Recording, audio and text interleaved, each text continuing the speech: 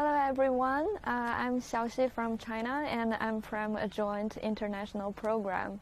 First of all, I want to thank the people who invite me here, Diane and Yang. Thank you very much for organizing this new kind of walking workshop. This is my first time joining academic workshop. And second, I want to thank Heike and Yana. They are the people who inspired me for the last 3 months. And third, I wanna say something about what I learned and observed from this walking workshop. Because our school sent me here to experience some difference and to see what is the big difference between China, especially Hainan area, and Vietnam.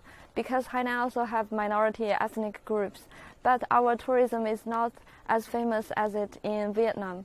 So this time I see the huge gap between the tourism here and our place. And also next I want to say I have something new for design thinking. Like Dan told me, it's like convergent and divergent thing, and how to design the method you can use in the future. And what else do I want to say? And for myself, I think it's a great opportunity to meet all the scholars here. They are all being very genuine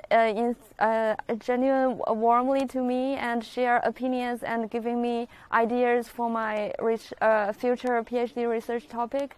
And they are all from different countries, and I learned a lot from them, like different interesting things. And thank you again